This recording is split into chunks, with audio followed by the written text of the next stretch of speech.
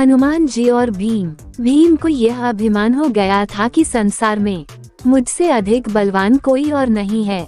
100 हाथियों का बल है उसमें, उसे कोई परास्त नहीं कर सकता। और भगवान अपने सेवक में किसी भी प्रकार का अभिमान रहने नहीं देते। इसलिए श्री कृष्ण ने भीम के कल्याण के लिए एक लीला रच दी।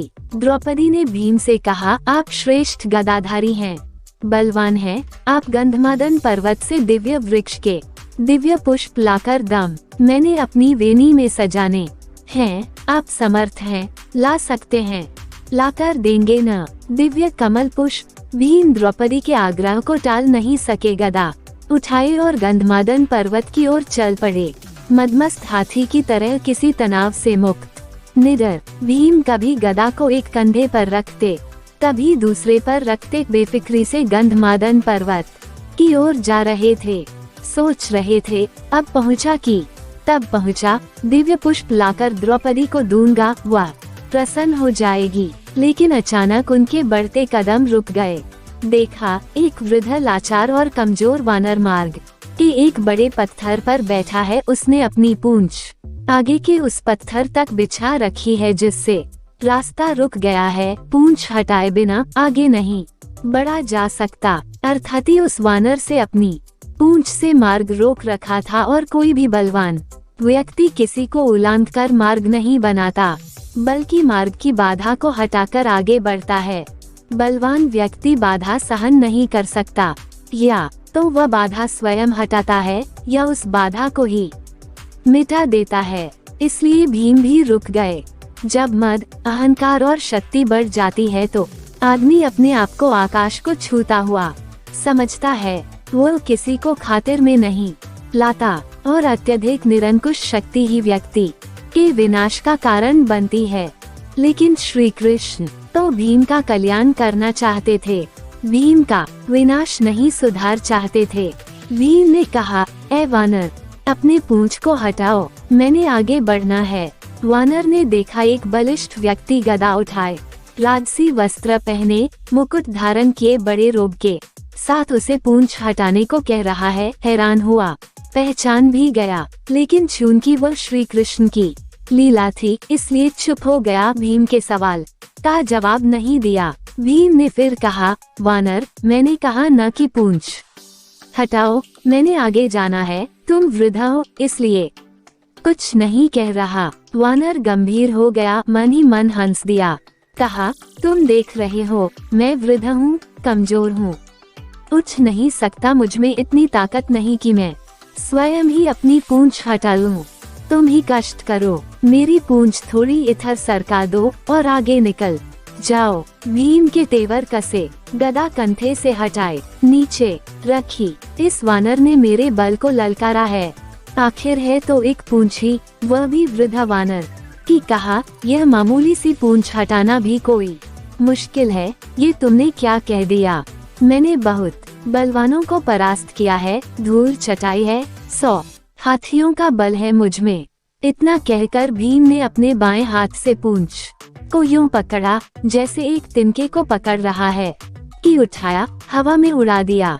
लेकिन भीम से वह पूंछ हिल भी नहीं सकी। हैरान हुआ, फिर उसने दाएं हाथ से पूंछ को हटाना चाहा, लेकिन दाएं हाथ से भी पूंछ तिलमात्र नहीं हिल।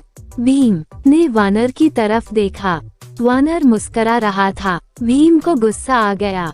भीम ने दोनों हाथों से भरपूर जोर लगाया, एक पांव को पत्थर पर रखकर आसरा लेकर फिर जोर लगाया 2-3 बार, लेकिन हर बार भीम हताश हुआ। जिस पूंछ को भीम ने मामूली और कमजोर वानर की पूंछ समझा था, उसने उसके पसीने छुड़वा दिए थे और भीम थकाकर निढाल होकर एक तरफ खड़ा हो गया। सोचने लगा, यह कोई मामूली वृद्ध वानर नहीं है, ये दिव्य व्यक्ति है और इसकी असीम शक्ति का मैं सामना नहीं कर पाऊंगा।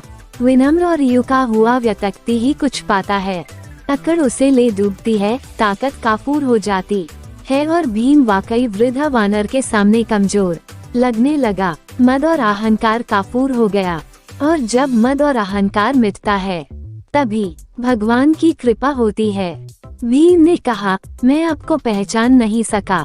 जिसकी पूंछ को मैं उठा नहीं सका वह कोई मामूली वानर नहीं हो सकता। मुझे क्षमा करें, कृपया अपना परिचय दें। वानर उठ खड़ा हुआ, आगे बढ़ा और भीम को गले लगा लिया। कहा, भीम, मैं तुम्हें पहचान गया था, तुम वायुपुत्र हो, मैं पवन पुत्र हनुमान। हम श्री राम का सेवक, श्री राम का सेवक होने के सिवा मेरी कोई पहचान नहीं और उन्हीं के आदेश पर मैं इस मार्ग पर लेटा हूँ ताकि तुम्हें तुम्हारी असलियत बता दूं। रिश्ते से मैं तुम्हारा बड़ा भाई हूँ और इसीलिए बड़े भाई का कर्तव्य निभाते हुए प्रभु के आशीर्वाद से तुम्हें याद दिला रहा हूँ। शक्ति का, ताकत का अभिमान न करो, क्योंकि ये ताकत और बल तुम्हारा नहीं, भगवान ने ही इसे दिया है। ये शरीर भी तो परमात्मा ने दिया है और जो चीज परमात्मा की है वो किसी और की कैसे हो सकती है। इसलिए जो जिसने दिया है उसके लिए उसी का धन्यवाद करना चाहिए। परमात्मा की शक्ति के अलावा किसी की क्या शक्ति हो सकती। भीम की आंखें खुर ली। त्रेत युग की श्री राम और हनुमान जी की वीर गाथाएं याद आ गई। प्रेम से, श्रद्धा से भीम की आंखें भी खुल गई और भावों के इसी प्रवाह में भीम ने हनुमान जी को समुद्र लांघने के समय पर धारण किए गए विशाल रूप का दर्शन कराने का अनुरोध कर दिया और हनुमान जी ने श्री राम की कृपा से अपना आकार वैसा ही बढ़ाया जैसा उन्होंने 100 योजन समुद्र लांघने के समय धारण किया था। ये देख भीम हैरान रह गया। वह कभी हनुमान जी के चरणों में देखता और कभी उनके आकाश छूते मस्तक को, जिसे वह देख ही नहीं पा रहा था। हनुमान जी ने कहा, भीम, मेरे इस रूप को तुम देख नहीं पा रहे, लेकिन मैं श्री राम की कृपा से इससे भी बड़ा रूप धारण कर सकता हूँ। भीम ने हाथ जोड़कर सिर झटक दिया और हनुमान जी के चरणों में गिर पड़ा। भौतिक पद, प्रतिष्ठा और धन का अभिमान कैसा, ये तो कभी भी नष्ट हो सकते हैं।